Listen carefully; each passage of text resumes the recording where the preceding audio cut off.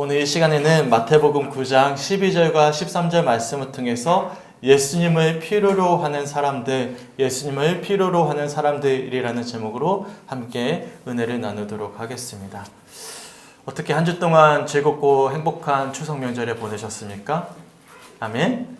아니신가 봐요. 어떻게 즐겁고 행복한 추석 명절 보내셨죠? 저도 기도해 주신 덕분에 장모님 댁에 잘 다녀왔습니다. 비록 오고 가는 길에 심한 정체가 이어졌어요. 내려오는 길에 한 7시간 넘게 운전을 한 것 같은데, 그래서 참 장기간 운전이 나이가 들어서 그런지도 몰라도 죄송합니다. 진짜 정말 죄송합니다. 말하고 보니까 뭔가 이상하다. 나보다 훨씬 더 다 연세가 많으신데, 네. 예전에는 아니었는데요. 30대만 해도 운전 잘했는데 40대가 넘어가니까 제가 좀 운전 힘들어져요. 죄송합니다. 여하튼 그래서 굉장히 힘들었고요. 하지만 장모님을 뵙고 참 감사한 시간을 보내고 왔습니다. 아마 손님들도 여러모로 오랜만에 가족들을 만나 뵙고 손님을 치르시느라 분주하셨을 텐데, 이렇게 추석 명절을 맞이해서 주일을 지키시는 모습에 참 감사하고, 함께 예배를 드리는 이 시간을 통해서 하나님의 더 놀라운 은혜가 더하시게 주님의 이름으로 간절히 축원합니다. 아멘.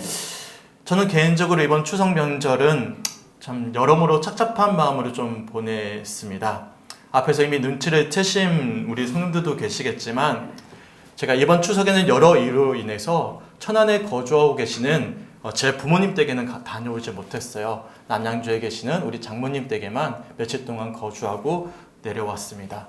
우선은 심한 고속도로 정체가 문제였고요. 그리고 제 동생 남편, 매제죠. 매제가 하필이면 코로나에 걸려서 온 가족이 모이기도 좀 애매했고, 사실 그건 다 핑계고요. 사실 여러 가지 이유 때문에 부모님과 의견 충돌이 나면서 제가 좀 마음이 좀 다스려지지가 않아서 다녀오지 못하게 됐어요. 지난주 중에 부모님과 정말 오랜만에 좀 오랫동안 통화를 하면서 그동안 소원했던 마음들을 다스리지 못하고 좀 언성이 높아졌습니다. 그런데 제 감정이 다 추스려지지 않았는데 부모님 뵈면 여전히 그 감정의 골이 계속 이어질 것 같아서 사실 명절에 찾아뵙지를 못했어요. 그래서 사실 명절 내내, 연휴 내내 마음이 참 어려웠습니다. 어린 시절부터 계속 이어지던 부모님과의 여러 내면의 갈등과 불평한 감정들이 다시 떠올라서 참 속상했고요. 사실 과거에는 이런 감정의 골들이 대부분 부모의 탓이라고 여겨졌는데, 나이가 들면 들수록 제 문제도 그만큼이나 더 크다는 사실을 알아지니까 사실 부모님께 너무나 죄송했습니다. 더군다나 본이 되어야 되는 목회자가 효를 다하지 못한 못난 모습으로 이 자리에 서서 말씀을 나눠야 된다는 사실 때문에 굉장히 한 주 동안 좀 자괴감이 들고 마음이 무거웠어요.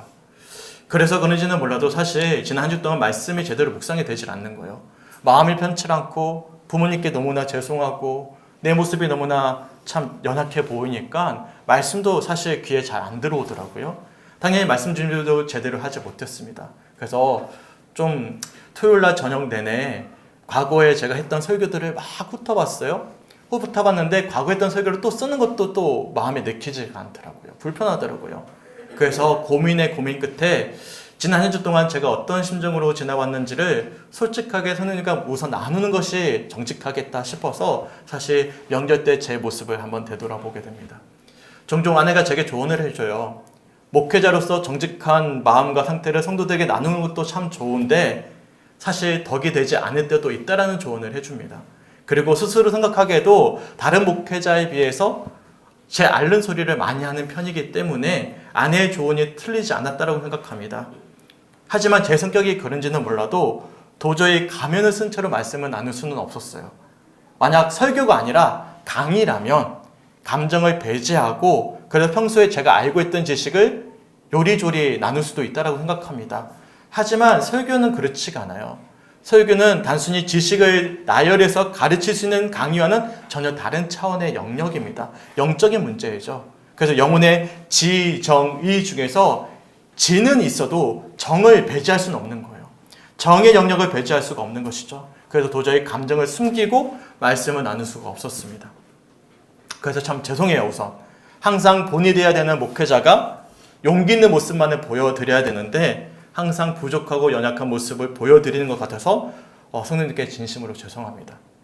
실제로 성장과 부흥을 이뤄내는 목사님들을 볼 때면 항상 자신만만하고 당당한 모습만을 보이십니다.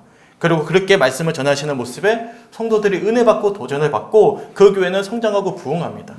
근데 그런 모습에 비한다면 저는 항상 연약해 보이는 모습만을 보여드리는 것 같아서 제게 있어서 스스로 생각하기에 목회자로서의 소양이 참 부족하지 않을까 되돌아보게 됩니다. 이번 주에도 그랬어요. 명절을 맞이해서 김복순 집사님을 찾아뵙고 인사를 드렸는데 사실 돌아오는 길 내내 흐르는 눈물을 주체할 수가 없었어요. 여러 사정 때문에 한동안 찾아뵙지 못했는데 오랜만에 정말 찾아뵙거든요. 그런데 변함없는 모습으로 따뜻하게 환영해주고 막 안아주시고 말씀해주시는 직사님을 뵈면서 참 감사하고 참 죄송했어요. 사실 저는 마음이 열어서요. 저를 환영해주질 않는 곳이라면 제가 굉장히 두려워서 잘 찾아가지 못합니다. 이건 근원적인 제 연약함이죠. 그래서 제 마음만큼이나 집사님께 찾아뵙지 못했어요. 그런데 저를 그렇게 막 따뜻하게 안아주시고 막 반가워해 주시는 집사님을 보면서 스스로 생각하기에 참 목회자로서의 소양이 부족하구나, 없구나. 그래서 집사님께 너무나 죄송했고 그런 목회자를 만난 성도님, 그 집사님이 불쌍하기도 하고 미안하기도 해서 참 눈물을 흘리면서 이렇게 돌아올 수밖에 없었습니다. 그래서 사실 지난 한 주 동안 말씀을 제대로 묵상할 수가 없었고 토요일 내내 말씀이 손에 잡히지 않은 채로 책상 앞에 오랫동안 앉아 있어야만 했어요. 근데 우리가 지난 한 주 동안 어떤 말씀을 읽었습니까? 새벽마다 마태복음 1장부터 18장까지 말씀을 쭉 읽고 묵상하지 않았어요. 그래서 말씀이 묵상이 안 되니까 쭉 말씀을 쭉 읽고 있는데 지난 한 주 동안 우리가 읽었던 말씀 중에 오늘 본문 말씀이 눈에 확 들어왔습니다. 오늘 본문 말씀 마태복음 9장 12절과 13절 말씀 함께 읽어봤으면 좋겠습니다. 시작. 예수께서 들으시고 이르시되 건강한 자에게는 의사가 쓸데없고 병든 자에게라야 쓸데있느니라. 너희는 가서 내가 긍휼을 원하고 제사를 원하지 아니하노라 하신 뜻이 무엇인지 배우라. 나는 의인을 부르러 온 것이 아니요 죄인을 부르러 왔노라 하시니라. 아멘. 우리 한 주 동안 마태복음 말씀을 읽고 묵상하셔서 아시겠지만 세례 요한에게 세례를 받으셨던 예수님께서 40일 동안 광야에서 기도하시고 마귀에게 3번에 걸친 시험을 이겨내셔야 하셨습니다. 그리고 시험을 이겨내신 예수님께서 본격적으로 공생의 기간을 시작하셨어요. 그러자 예수님 주변에 많은 사람들이 모여들었는데 그들은 하나같이 문제가 있는 사람들이었습니다. 사실상 예수님이 없다면 답이 없는 사람들이죠. 예수님이 베푸시는 기적과도 같은 치유가 없다면 더는 소망이 없는 사람들이 예수님 주변에 막 모여들었어요. 마태복음 4장 23절과 24절인데 제가 한번 읽어드릴게요. 예수께서 온 갈릴리에 두루 다니사 그들의 회당에서 가르치시며 천국 복음을 전파하시며 백성 중에 모든 병과 모든 약한 것을 고치시니 그의 소문이 온 수리아에 퍼진지라. 사람들이 모든 앓는 자, 곧 각종 병에 걸려서 고통당하는 자, 귀신 들린 자, 간질하는 자, 중풍 병자들을 데려오니 그들을 고치시더라. 아멘. 23절의 표현처럼 예수님께서는 백성 중에 모든 병과 모든 약한 것을 고쳐주셨어요. 그리고 이런 예수님의 행적이 온 수리아 지역에 소문이 나자 각종 병에 걸려서 고통당하는 사람들이 예수님 곁으로 모여들기 시작했습니다. 그들은 하나같이 사회의 풍조에 따라서 단순한 질병이 아니라 하나님으로부터 저주받은 사람으로 여김을 받던 사람들이었어요. 그래서 사회로부터 격리되고 소외당하던 사람들이었습니다. 더군다나 예수께서 찾으셨고 부르셨던 제자들은 사실 별 볼 일 없는 사람들이었어요. 별 볼 일 없는 갈릴리 지역에서 어부 생활을 했던 사람들이 다수였고 그 중에서는 심지어 당시 유대인들로부터 민족의 배신자로 낙인 찍혀 있었던 세리들도 함께 포함되어져 있었습니다. 그리고 오늘 본문 저자인 마태복음의 저자 마태 역시도 원래 직업이 세리였습니다. 그러자 이러한 모습을 지켜보던 당시 종교 지도자이자 스스로 경건한 사람이라 당당하게 밝히던 바리새인들이 그런 예수님을 향해서 이렇게 질타하기 시작해요. 그게 오늘 본문 바로 직접 말씀인데 마태복음 9장 10절과 11절 말씀을 함께 읽어봤으면 좋겠습니다. 우리 성도들 한번 읽어주세요. 시작.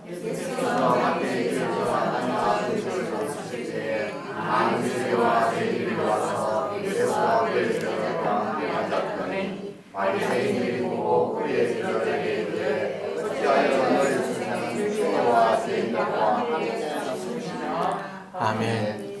연세대학교 조직신학 교수였던 김균진 교수님이 쓰신 예수와 하나님 나라라는 책을 제가 개인적으로 참 좋아하는데, 이 책에 보면 예수님의 식사 장면에 대해 이렇게 표현을 하고 있어요. 예수는 가난하고 소외당한 사람들과 자주 식사를 하셨다. 그래서 적대자들로부터 먹기를 탐하고 마시기를 좋아하는 자요, 세리와 죄인들의 친구라는 비난을 받았다. 예수가 이들과 함께 밥을 같이 먹는다라는 것은 그들을 자기 가족으로 인정할 뿐만 아니라 그들과 같은 운명 공동체 안에 있다는 것을 시사하기 때문이다. 사실 지금도 그렇잖아요. 우리가 누구와 조금 가까워지고 싶으면 어떤 이야기를 하죠? 한번 식사합시다. 식사 한번 합시다. 라는 인사를 권면으로 나누지 않습니까? 당시 유대인들에게 있어서 식사 자리는 단순한 한 끼 식사의 관계를 뜻하지 않았습니다. 친밀한 교제, 마음을 나누는 교제의 의미를 담고 있었어요. 그런데 놀랍게도 예수님께서는 당시 유대인들로부터 죄인이라 질타받고 힐난받던 죄인들과 함께 식사하셨고, 그들과 친밀한 교제를 나누심으로 그들의 친구가 되어주신 것이죠. 그리고 그런 예수님의 모습을 지켜보던 바리새인들은 예수님을 향해서 어찌하여 너희 선생은 세리와 죄인과 함께 교제를 하느냐, 식사를 하느냐라고 비난했던 것입니다. 그러자 그런 바리새인들을 향해서 예수님께서 오늘 본문 말씀을 이렇게 말씀하고 계시는 거예요. 이게 오늘 본문의 배경입니다. 다시 한 번 더 오늘 본문 마태복음 9장 12절과 13절 말씀을 함께 읽어보겠습니다. 시작. 예수께서 들으시고 이르시되 건강한 자에게는 의사가 쓸데없고 병든 자에게라야 쓸데있느니라. 너희는 가서 내가 긍휼을 원하고 제사를 원하지 아니하노라 하신 듯이 무엇인지 배우라. 나는 의인을 부르러 온 것이 아니요 죄인을 부르러 왔노라 하시니라. 아멘. 스스로 생각하기에 내게는 문제가 없다라고 생각하는 사람들이, 건강상 아무런 문제가 없다라고 생각하는 사람들이 의사를 찾아가겠습니까? 의사를 찾는 사람들은 대부분 스스로 생각하기에도 내 몸에 뭔가 문제가 있다라고 여기는 사람들만이, 그래서 문제가 있는 사람들만이 의사를 찾아갑니다. 마찬가지로 예수님을 찾는 사람들은 어떤 사람들이겠습니까? 스스로 굳이 예수를 필요로 하지 않는 사람들이 예수를 찾겠습니까? 찾을 이유가 없는 것이죠. 다른 대안이 있다면, 더 좋은 대안이 있다면 굳이 예수님을 찾을 이유가 없는 거예요. 기독교의 역사를 살펴보면 기독교의 부흥은 놀랍게도 대부분 힘들고 어려운 시절에 이루어졌습니다. 우리가 상상하기로는 기독교가 막 성장하고 잘 되는 모습을 보이면 사람들이 교회로 모여들 것 같은데, 기독교 역사는 반대로 이야기합니다. 도리어 기독교가 막 성장하고 막 어떤 훌륭한 모습을 보이기 시작하면 그때부터 기독교는 타락하기 시작해요. 하지만 반대로 기독교가 정말로 어렵고 힘든 시절에는 도리어 부흥의 불길이 타오르기 시작합니다. 초대교회가 그랬습니다. 로마로부터 심한 박해와 핍박을 받던 기독교는 로마의 박해가 심해지면 심해질수록 그 진가를 발휘했습니다. 지난 시간에도 소개해드린 것처럼 로마의 심한 박해를 피해 이 초대교인들이 어디에 숨어 들어갔죠? 지하 무덤에 들어갔어요. 우리가 카타콤이라 부르죠. 거기서 예배를 드리면서 신앙을 지켰는데 그 신앙이 놀랍게 불길처럼 타오르기 시작했어요. 실제로 사회학자였던 로드니 스타크가 쓴 자신의 저서 기독교의 발흥을 보면, 후에 로마의 황제였던 콘스탄티누스 황제가 기독교를 로마의 국교로 지정하게 됩니다. 우리가 흔히 알기로는 콘스탄티누스 대제가 어떤 개인적인 신앙 체험을 함으로 기독교를 로마의 국교로 지정한 것처럼 여기고 있는데, 그것만이 단순한 이유가 아니라고 이야기해요. 당시에 기독교의 인구가 기하급수적으로 늘어났기 때문에 콘스탄티누스 대제가, 황제가 더는 기독교를 무시할 수 없어서 로마의 국교로 지정했다라고 주장을 합니다. 실제로 앞에 있는 표가 로드니 스타크가 조사한 표인데요. 보시면 아시겠지만 날이 갈수록 기독교인의 수가 늘어납니다. 그렇게 심한 박해와 핍박이 이어지는데도 불구하고 기독교를 없앨 수가 없었던 거예요. 도리어 핍박하면 핍박할수록 기독교의 부흥의 불씨를 타오르기 시작했던 것입니다. 전체 인구 가운데 기독교의 인구의 비율이 기하급수적으로 늘어난 거예요. 어떨 때요? 박해가 이어졌을 때입니다. 연약할 때입니다. 곰곰이 생각해보면 한국 기독교도 그렇지 않습니까? 선교사님들이 처음 한국에 들어오면서 얼마나 놀라셨는지 몰라요. 세상에 이런 나라도 있구나. 근데 이런 미개했던 우리나라에 복음이 전해지면서 기독교는 수많은 사람들에게 희망과 소망이 되어주셨습니다. 특별히 과거 6.25 전쟁 이후로 극도로 힘겹고 가난했던 시절에 기독교의 메시지에는 힘이 있었고 세상의 빛과 소금의 역할을 기독교인들이 감당했어요.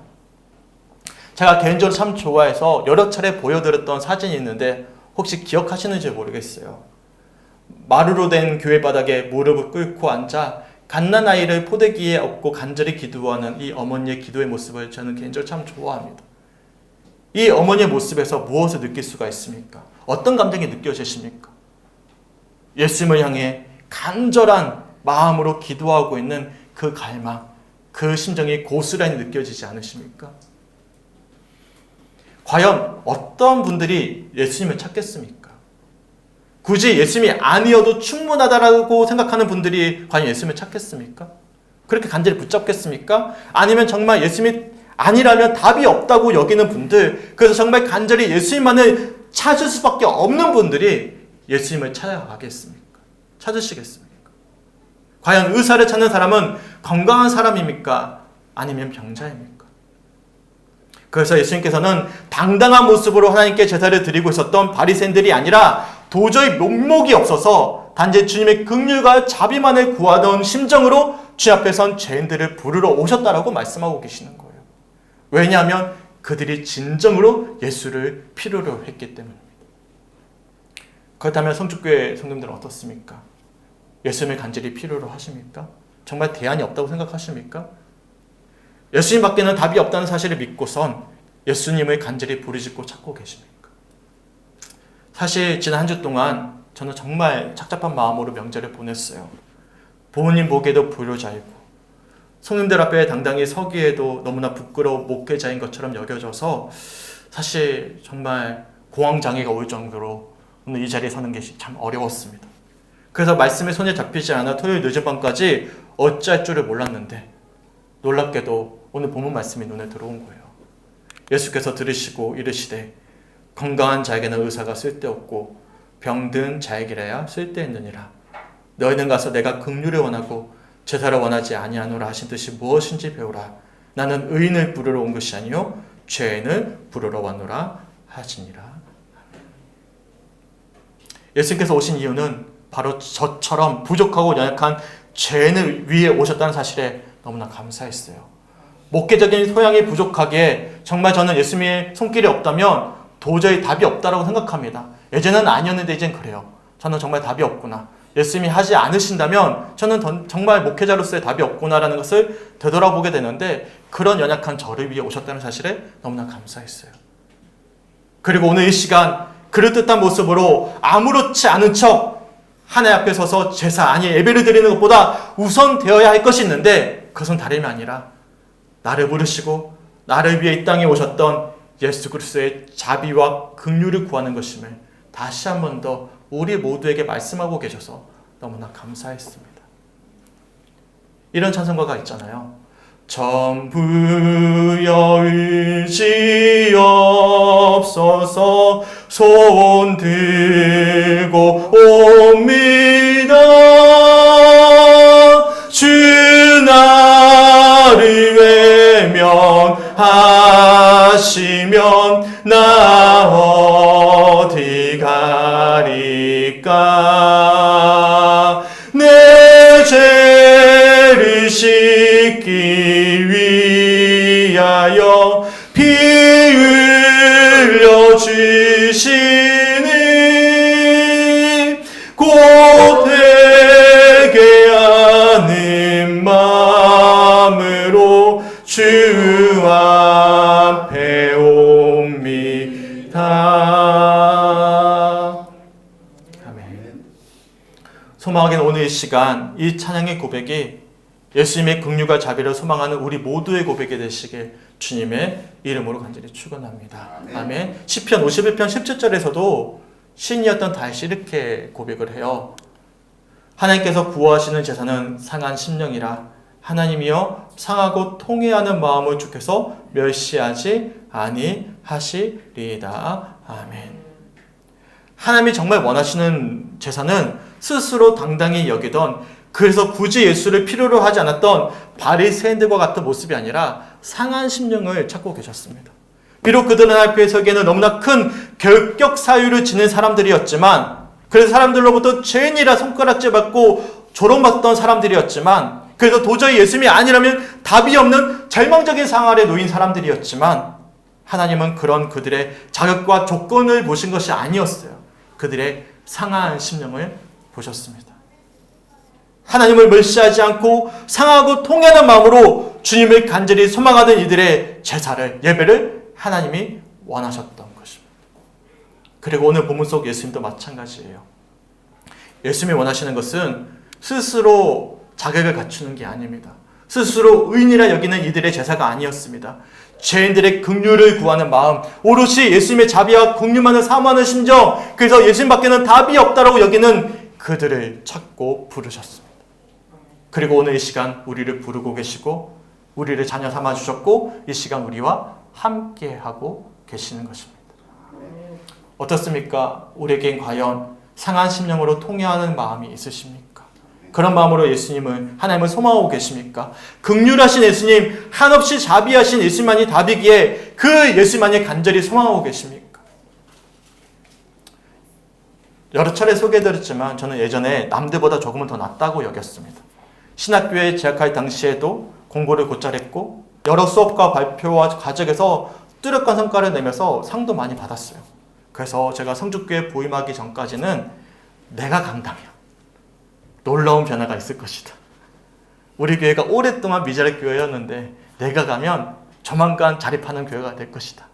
심지어는 이런 생각도 했어요. 다들 나를 데려가려고 난리겠지. 그런 기대감도 있었어요. 아, 이런 모습을 보이면 다들 나 데려가려고 하겠지?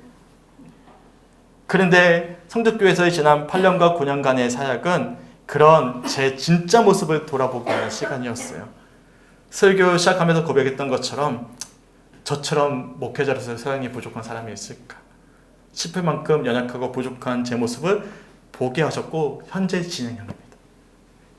그래서 이젠 정말 그래요.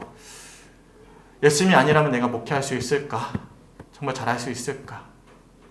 라고 절실히 고백할 수밖에 없습니다. 긍휼한 마음으로 바라보시고 인도하실 예수님, 그 주님의 손길이 없다면 도저히 답이 없다는 사실을 깨닫게 돼요. 아마 그런 마음으로 오시는 성도님들이 아마 계실 거예요. 한 번 더 여쭤보고 싶어요. 우리 성도님들에게 있어서 예수님은 과연 어떤 분이십니까?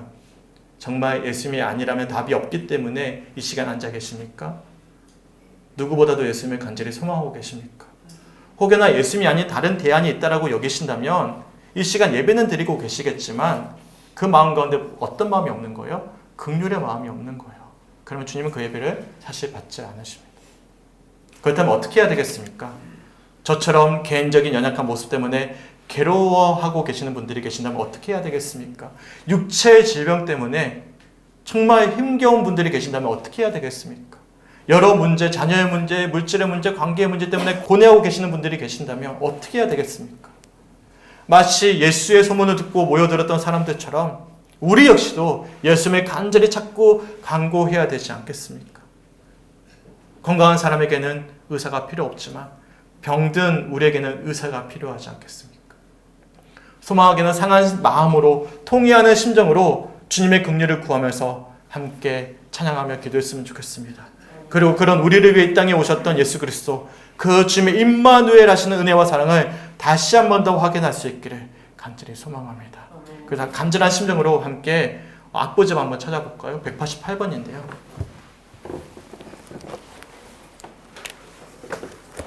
188번 한번 찬양하시고 시간 잠시 기도하도록 하겠습니다. 188번입니다. 이 시간 간절한 심정으로 상한 마음으로 긍휼하신 주님을 소망하면서 함께 찬양하며 나갔으면 좋겠습니다. 이 시간 이 찬양의 고백이 우리의 믿음의 고백이요 소망이 되었으면 좋겠습니다. 주님여 이 손을, 주님여 이 손을 꼭 잡고 가소서. 약하고 피곤한 이 몸을 폭풍을 감소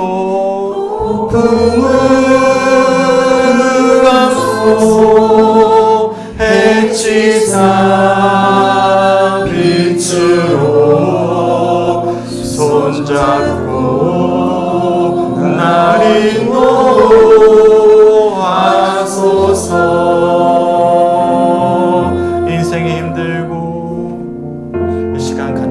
나아갔으면 좋겠습니다. 인생이 힘들고 고난이 겹칠 때 주님여 날 도와주소서.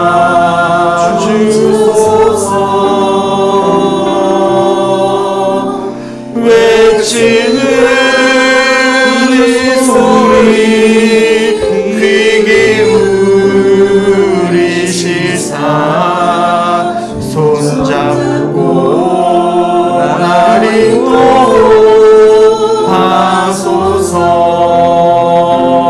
인도하소서. 주님여 이 손을 손잡고 가소서. 약하고 피곤한 네 몸을 주님을 간절히 사모하며 찬양하며 나아갑니다. 축복을 감소 외치사 빛으로 손잡고 날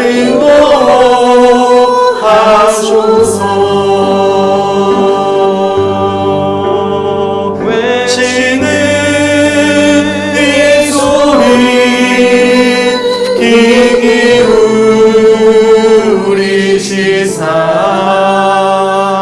손잡고 날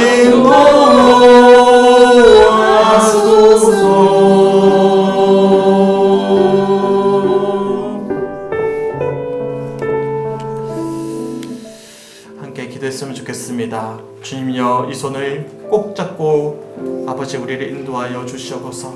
긍휼하신 주님, 이 시간 상한 심령으로 주 앞에 나왔습니다. 그런 연약한 우리를 붙잡아 주시고 세워주시고 인도하신 임마누엘 하신 예수님을 소망합니다.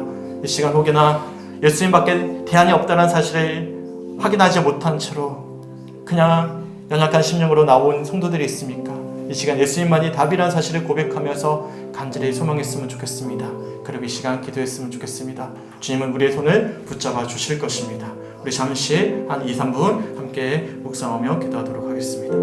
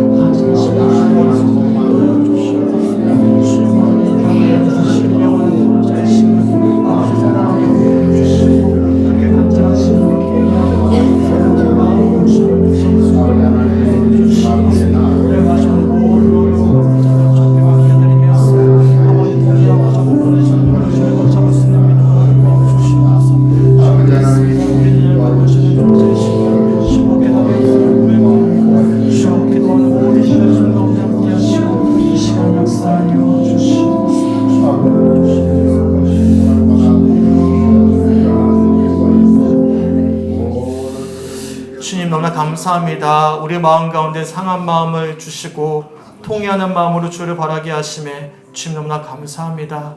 우리는 너무나 연약하고 부족한 죄인이고 하나님의 사람이지만 그런 우리를 위해 이 땅 위에 오셨고 임마누엘 하셨던 예수 그리스도가 우리의 영원한 답이심을 구원자이심을 메시아 그리스도이심을 이 시간 고백합니다.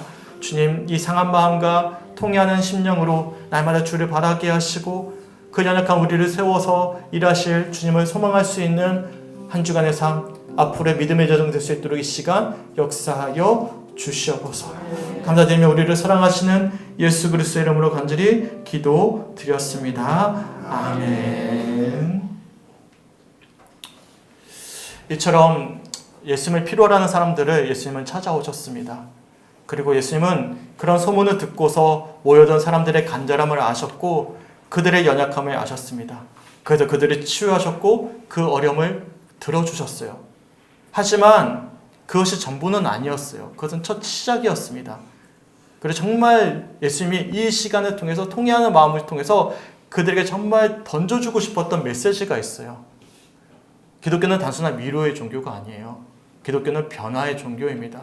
이 시간 눈물을 흘려야 되겠지만 눈물이 전부가 아니에요. 눈물을 흘린 자들에게 주님은 변화를 일으켜 가시는 것입니다.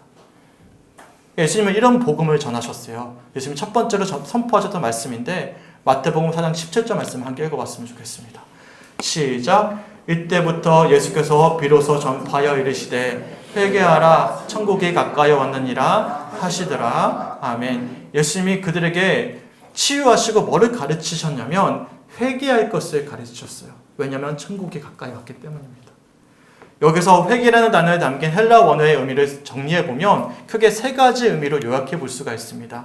첫 번째는 한 장소에서 다른 장소로 이동한다, 떠난다라는 의미가 있습니다. 두 번째, 다른 형태로 바꾼다, 병영한다라는 의미를 담고 있습니다. 세 번째, 생각과 목적을 바꾸다, 회개한다라는 의미를 담고 있어요. 그러니까 예수님께서 말씀하셨던 회개는 단순히 눈물을 흘리고 잘못을 뉘우치는 그런 후회의 의미를 넘어서 떠나는 것이고 변형하는 것이고 바꾸는 것이었습니다. 달리 표현해서 방향을 완전히 전환한다는 의미가 바로 회개에 담긴 참된 의미였어요. 무슨 말씀입니까? 예수님께서는 단순히 불쌍한 사람들을 고쳐주시고 문제를 들어주신 것이 근원적인 목적이 아니었던 거예요. 예수님께서는 그런 이유로 예수님을 간절히 소망할 수밖에 없는 사람들을 치유하시고 그들에게 복음을 가르쳐 주셨습니다. 그리고 회개할 수 있도록 인도해 주셨어요. 도저히 답이 없는 사람들의 문제를 해결해 주신 것으로만 그친 것이 아니라 그런 답이 없는 사람들을 변화시키셔서 그들을 세우시고 그들을 통해서 하나님의 영광이 세상 가운데 드러나게 원하셨던 것입니다. 제가 마태복음 5장 13절부터 16절까지 말씀을 읽어드리고 말씀을 마무리하겠습니다. 한 주 동안 읽었던 말씀이에요. 너희는 세상의 소금이니 소금이 만일 그 맛을 잃으면 무엇으로 짜게 하리요? 후에는 아무 쓸데없어 다만 밖에 버려져 사람에게 밟힐 뿐이니라. 너희는 세상의 빛이라. 산 위에 있는 동네가 숨겨지지 못할 것이요. 사람이 등불을 켜서 막 아래 두지 아니하고 등경 위에 두나니 이러므로 집안 모든 사람에게 비치느니라. 이같이 너희 빛이 사람 앞에 비치게 하여 그들로 너희 착한 행실을 보고 하늘에 계신 너희 아버지께 영광을 돌리게 하라. 아멘. 앞에서도 말씀드렸지만 저는 착잡한 심정으로 토요일날 말씀을 묵상했어요. 그리고 너무나 감사한 것은 그런 제 마음을 다시금 붙잡아 주시고 이 시간 다시 참 어려웠지만 서서 말씀을 나누게 하시는 하나님의 놀라운 능력에 저는 감사할 수밖에 없습니다. 그리고 소망했어요.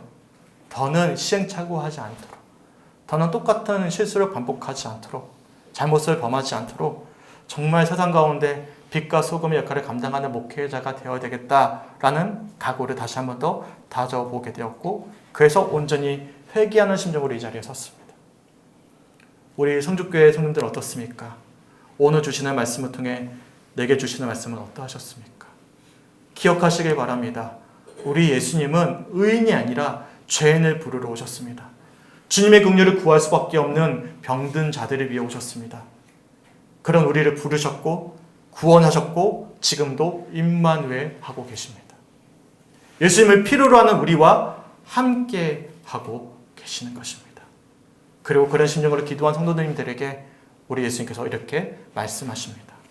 이때부터 예수께서 비로소 전파하여 이르시되 회개하라 천국에 가까이 왔느니라 하시더라. 아멘. 한 주간 통회하는 심령으로 회개 우리 성도님들의 삶을 통해서 어떻게 우리의 삶을 변화시켜 가실지, 어떻게 관계를 회복해 하실지, 어떻게 문제를 통해서 하나님의 영광을 드러나게 하실지, 어떻게 세상 가운데 빛과 소금의 역할을 감당할 수 있도록 우리를 세워 가실지, 또한 기대하는 마음으로 이 시간 기도하면서 주를 바랄 수 있는 우리 모든 성주교회 성도들이 되시길 주님의 이름으로 간절히 축원합니다. 눈물은 통회하는 마음은 주님께 다 맡겨드리고 주께서 주시는 소망과 꿈의 그 부푼 기대함으로 설렘으로 어떻게 주님께서 우리의 삶을 변화시켜 가실지를 소망하며 기대할 수 있는 한 주간 삶이 되시길 주님의 이름으로 간절히 축원합니다. 아멘. 우리 다시 한 번 더 조용히 기도했으면 좋겠습니다. 그렇습니다. 주님, 회개하는 심령으로 주를 바라게 하시고 이 시간 말씀을 통해서 통회하고 자복하는 자들에게 어떻게 변화시켜 가시고 세상 가운데 빛과 소금의 역할을 감당하게 하실지 말씀하여 주심에 주님 너무나 감사합니다. 주님, 그렇습니다. 상한 마음으로 나왔지만 예배를 통해서 은혜를 받습니다. 그리고 다시 한 번 더 회개하는 심령으로 과거와는 다른 삶을 살아내기를 간절히 결단합니다. 그래서 세상 가운데 정말로 질탄받는 그리스도인이 아니라 빛과 소금의 역할을 감당하는, 그러니까 주님의 영광을 올려드리는 우리들이 될 수 있도록 인도하여 주시옵소서.